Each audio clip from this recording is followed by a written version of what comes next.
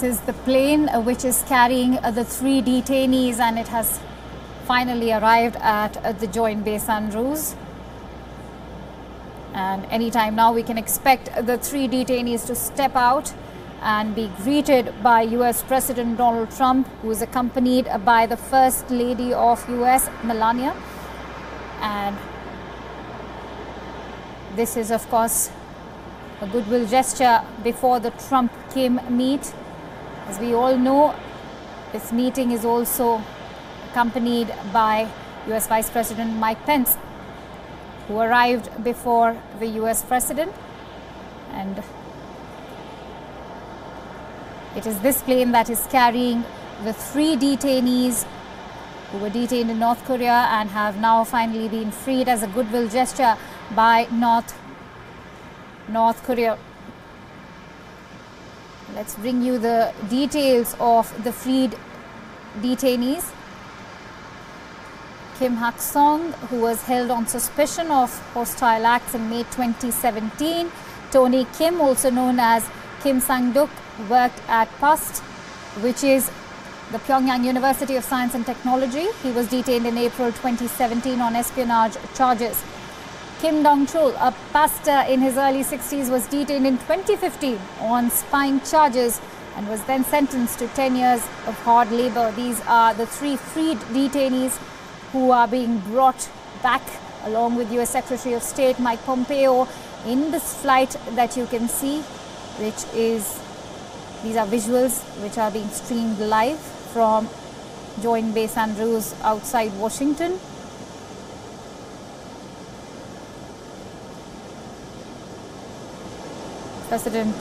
US President Trump is expected to greet the 3 freed detainees, and he is accompanied by US First Lady Melania Trump along with Vice President Mike Pence.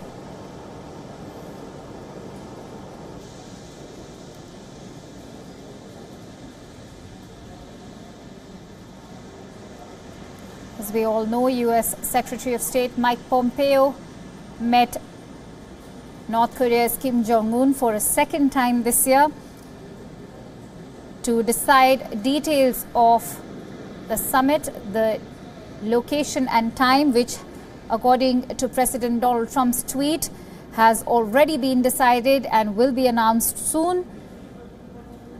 The summit is expected to be held in late May or early June this year.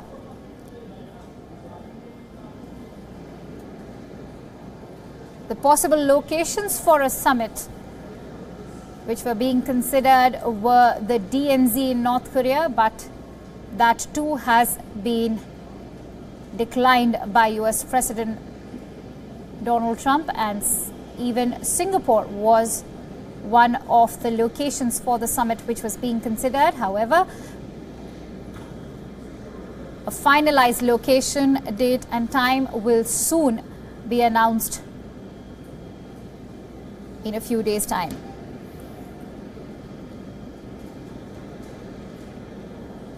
In the meanwhile, Vice President Mike Pence has said that US will not let off pressure on North Korea until full denuclearization is achieved.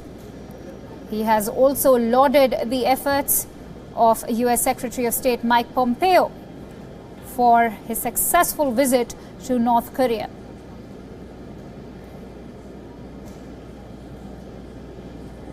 These are live visuals, and this is the plane which is carrying the 3 freed detainees, which these 3 freed detainees, as we all know, are US citizens. It is a goodwill gesture by North Korea before the United States and North Korea meet up for an unprecedented summit.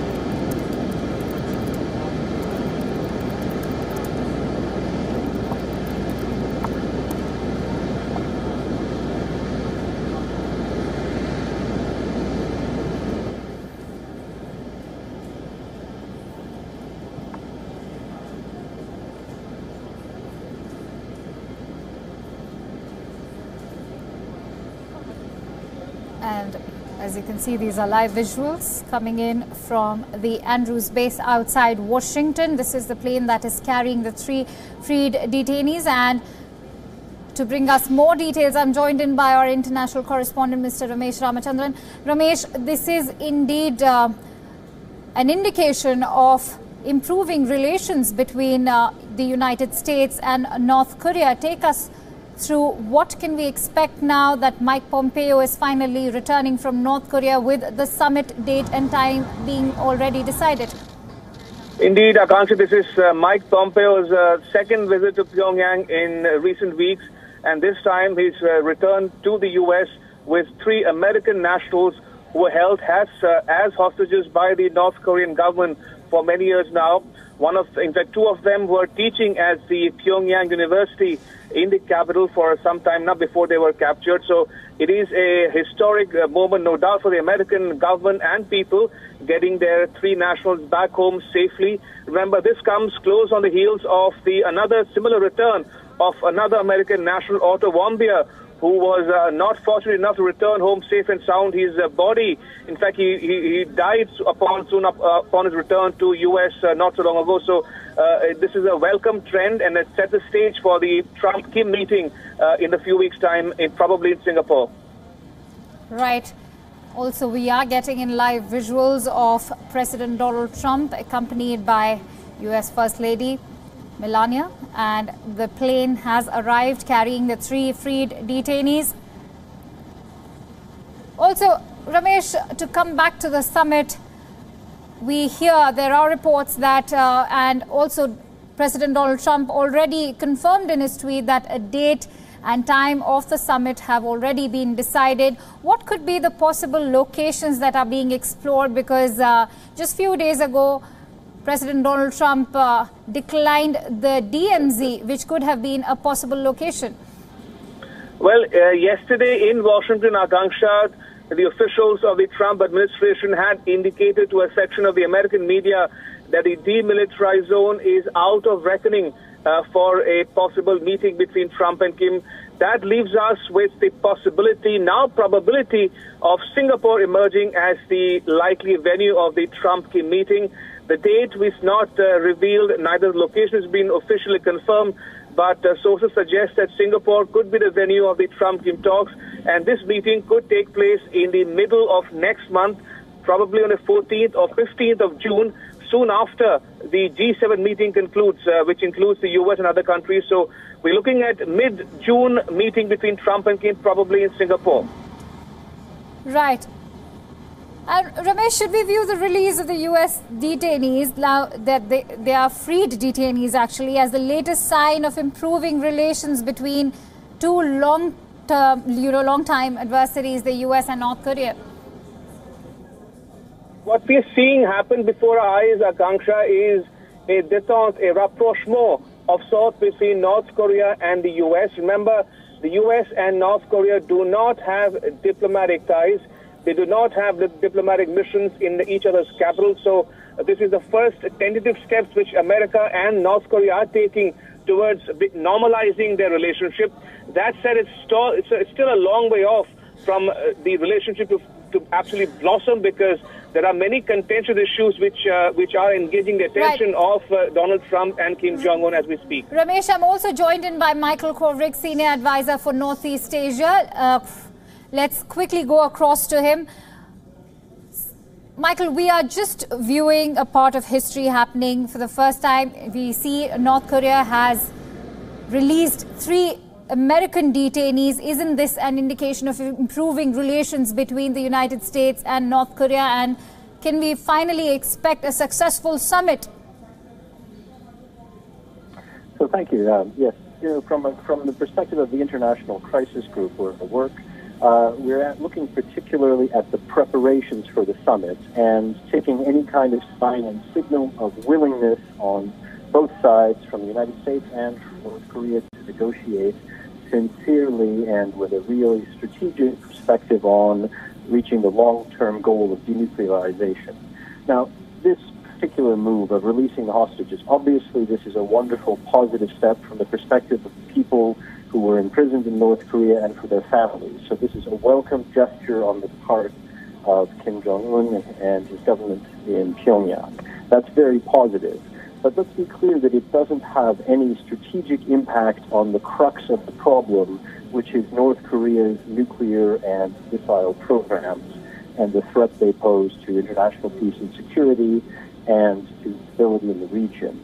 So gestures like these and statements from Kim Jong-un, these are all positive signals, but ultimately they are reversible changes. So what we really need to see is a genuine willingness on the part of North Korea to actually participate sincerely and faithfully in a process that leads to denuclearization.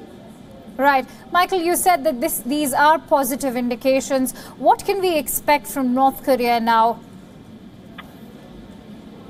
So North Korea, I think, is playing a very delicate and careful balancing game, right? They spent the last 2 to 3 years rapidly ramping up a nuclear and missile capacity, not just simply to provoke those around them, but to guarantee the security of Kim Jong-un's regime, which ultimately he feels is threatened by the United States and the U.S.-South Korea alliance.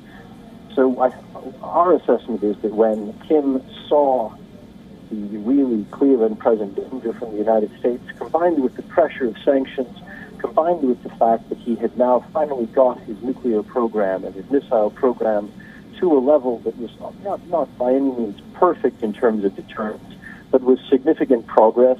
And I think he then saw the opening of the Winter Olympics. There was a lot of diplomacy on the part of the South Koreans to bring him to the table. I think he then seized that opportunity to pivot to a charm offensive, to shift to diplomacy. Now, his short-term objectives are going to be to get some relief from sanctions, some economic concessions, and to reduce the threat of U.S. military action. And so to do that, he's been engaging in really intense smile diplomacy with South Korea through the historic Inter-Korean Summit, and twice now in 40 days he's met President Xi Jinping of China.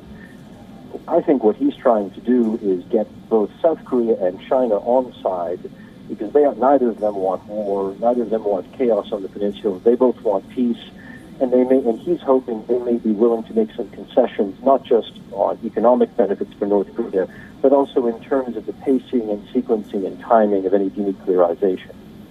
And that's going to be the challenge for the summit with Trump and for negotiations with the United States. How do you get from these nice gestures to actual concrete steps of implementation of denuclearization? Because we've been in rounds of negotiations with the North Koreans before, and the process has always stumbled not on political statements, but on actual concrete steps like shutting down production programs, stopping the production of fissile materials, dismantling plants, securing weapons, allowing inspections.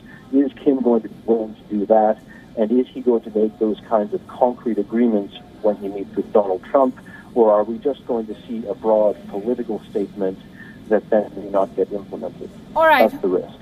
Michael, as we speak, these are live visuals coming in from Andrews Base outside Washington, where we can see the 3 freed detainees being welcomed by U.S. President Donald Trump and First Lady of the United States, Melania Trump. They've just received a very warm welcome.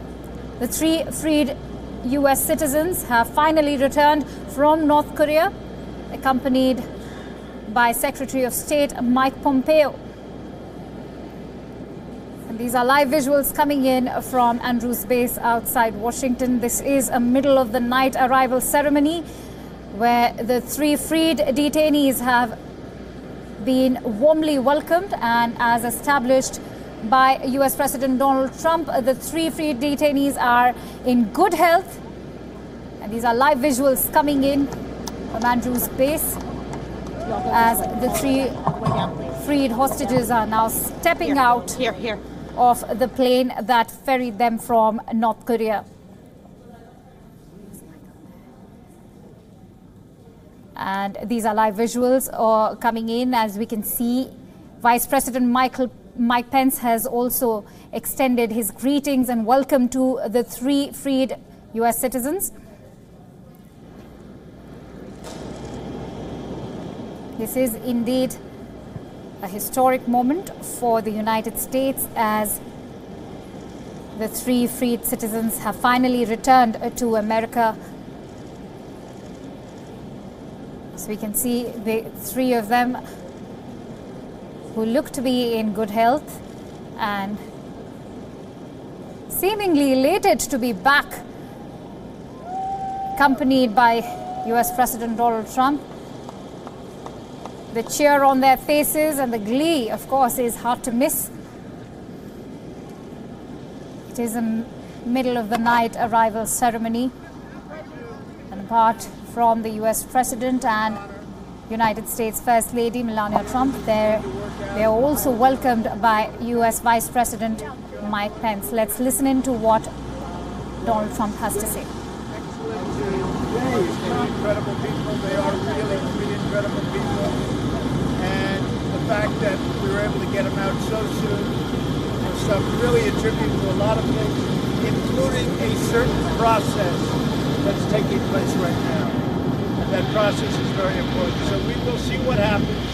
We have a meeting scheduled in a very short period of time. You'll be hearing about it soon.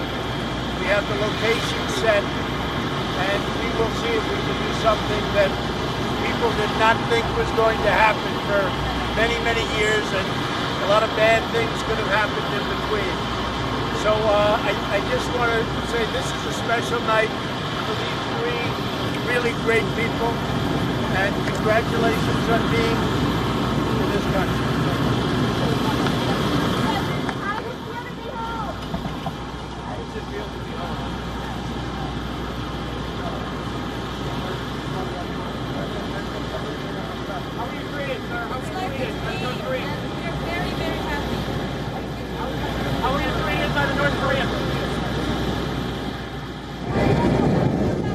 How were you treated? You have to give me an answer. 어떻게 교환했어요?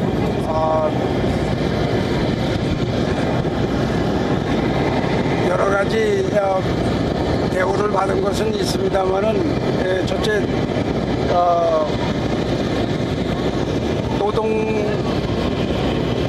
노동을 많이 했고 또 병이 났을 때 또 치료도 좀 받았습니다. Yes, we were treated in many different ways. For me, I had to do a lot of labor, but when I got sick, I was also treated by them.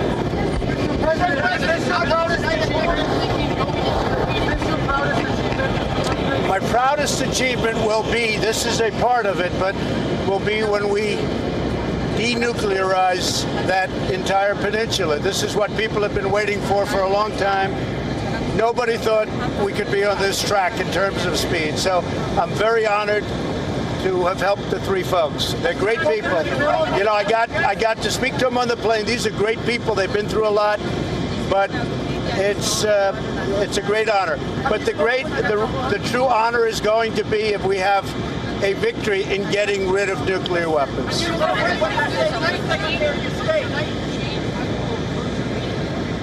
No, not at all. We very much appreciate that he allowed them to go before the meeting. It was sort of understood that we'd be able to get these 3 terrific people during the meeting and bring them home after the meeting. And he was nice in letting them go before the meeting. I mean, frankly, we didn't think this was going to happen, and it did. So you could say we're a little bit of... It was a very important thing to all of us to be able to get these 3 great people out. And I must tell you, I want to pay my warmest respects to the parents of Otto Warmbier, who is a great young man who really suffered. And his parents have become friends of ours. They are spectacular people, and I just want to pay my respects. I actually called them the other day, and Mike called them also, Mike Pence. And they are really incredible people. I think our Secretary of State, despite the fact that the New York Times said he was missing, he was in North Korea, but I think our Secretary of State has done a fantastic job. Mike, did you know that you were missing? They couldn't find you. They couldn't find him. They couldn't find him because he was in North Korea. You know, it's funny. I don't want to comment on whether or not I spoke to him.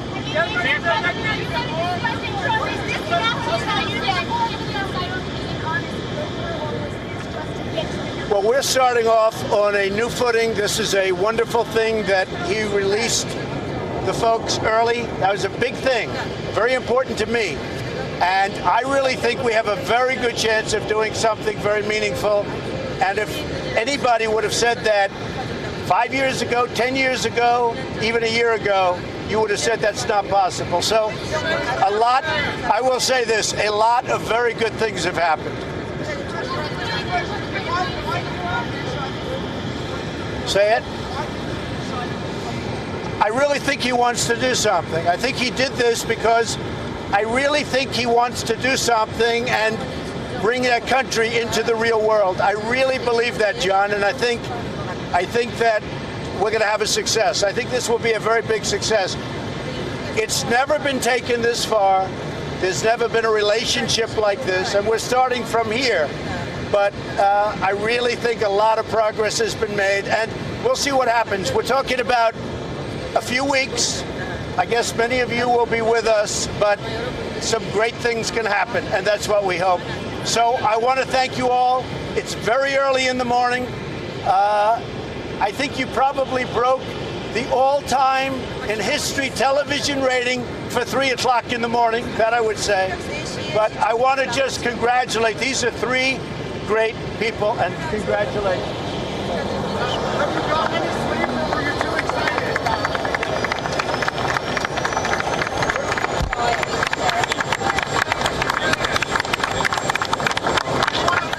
So as Donald Trump, President of the United States, aptly pointed out, this was history in the making at 3 a.m. in the U.S. And let's carry this discussion forward with our international correspondent Ramesh Ramachandran, who joins me on the phone line. Ramesh, a bit of history over there, and as we just heard U.S. President Donald Trump mention that a lot of positive is expected now, and that he has a lot of faith in Kim Jong-un, and he expects the best to happen, and that in the last 4 or 5 years or even a year ago, they could not have expected what is actually taking place now. Absolutely, Akanksha. This is a significant development, a safe return of 3 American hostages from North Korea. Remember, this is a bittersweet moment for Trump himself because, as he mentioned there, Otto Warmbier was an American student in North Korea who returned home but died within days of his eventual return to the U.S. So this is a bittersweet moment for American government and people. But in this case, they've been successful enough, courtesy Kim Jong-un, to bring 3 American hostages back home safely. And this, to my mind, sets the stage, a good omen, so to speak, for the much-anticipated Trump-Kim meeting, which will take place in a few weeks' time. Right. As you aptly mentioned that, it's a good omen and it sets a very positive setting. Basically, it's a positive indication now of what is about to come between the North Korea and United States. Also, interestingly enough, Ramesh, President Trump also mentioned that a date, time and place have also been set now that Secretary of State Mike Pompeo has returned from North Korea. Indeed, this has been something which has been in the works for many, many weeks now, ever since Kim Jong-un agreed to meet Donald Trump at the persuasion of South Korea's President Moon Jae-in. There's been much talk about where and when they might meet, and now we are getting close to the announcement, a formal announcement from the White House itself of the date and location of that meeting between Donald Trump and Kim Jong-un. Now, Donald Trump and his officials have indicated yesterday that the demilitarized zone in South Korea is not in the reckoning anymore. That leaves us with the probability of Singapore emerging as the likely venue of the Trump-Kim talk. There's also speculation that this meeting could take place on the 14th or 15th of next month after the conclusion of the G7 summit, which will be attended by Donald Trump himself. Ramesh, I'm also joined in by Vishnu Prakash, former diplomat.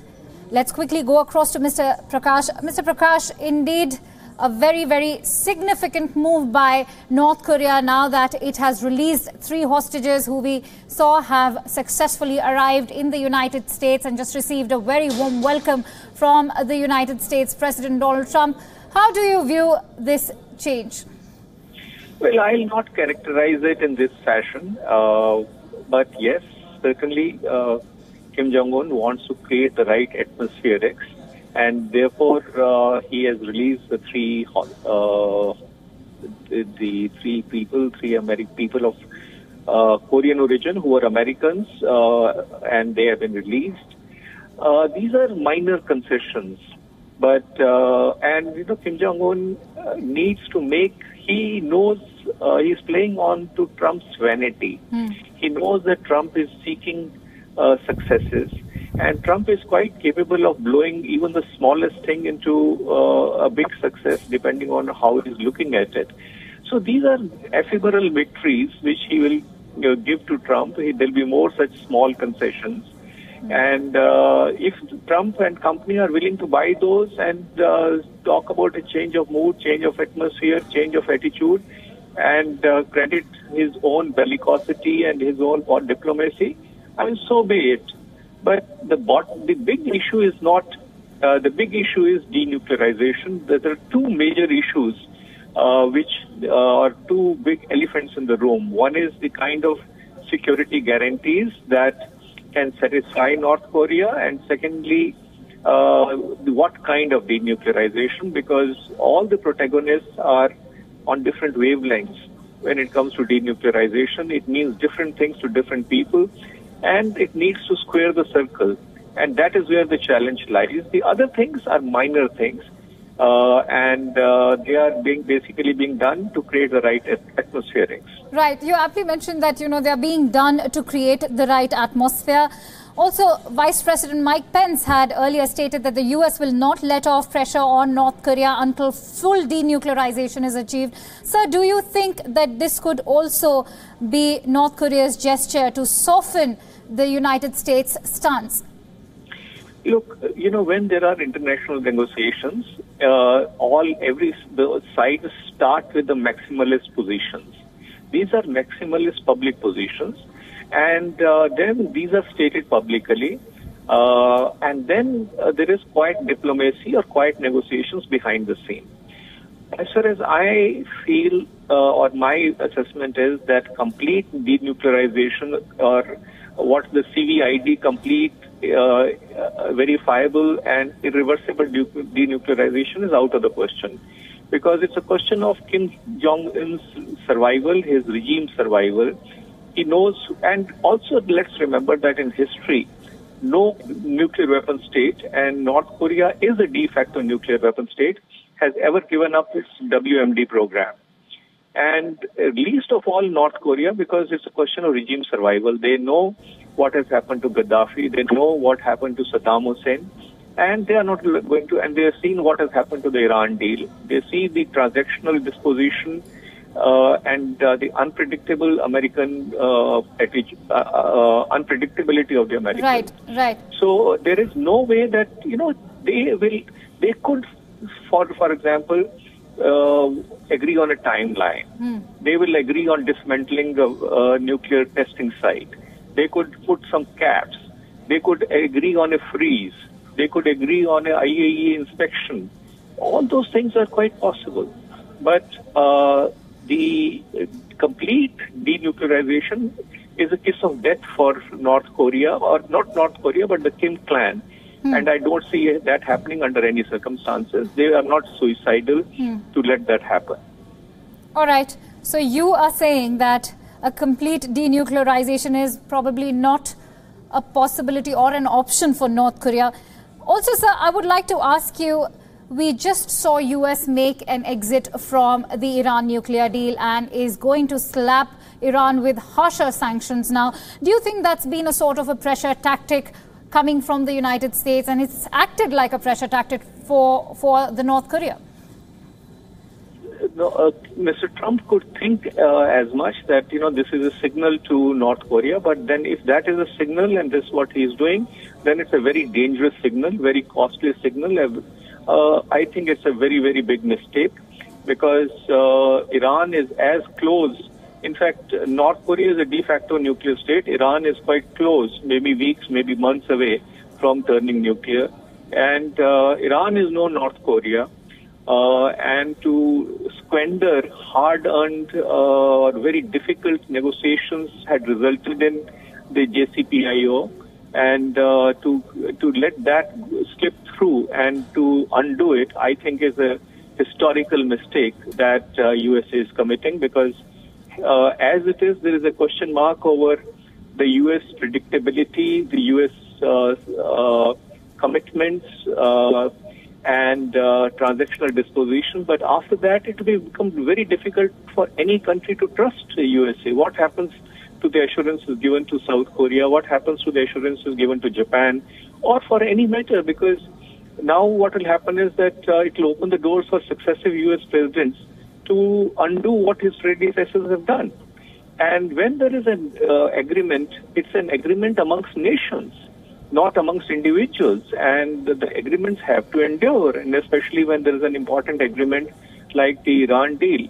So I think it's a very unfortunate development, and that will only steel Kim Jong-un's resolve never to give up his trump card, which is the nuclear and missile assets, because he knows that that is the only leverage that he has.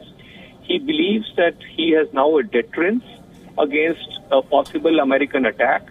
And there is no way, in my view, that Kim Jong-un will give that up. Short of giving it up, he'll be agreeable to anything, because he has found a deterrence, and he feels secure that he can deter an American attack. The rest is a matter of detail, and if he can if they can agree on a freeze for freeze, as the Chinese and Russians have suggested, then I think things will fall in place. Otherwise, it's a deal breaker. Right. Thank you so much for bringing us your perspective, Mr. Vishnu Prakash.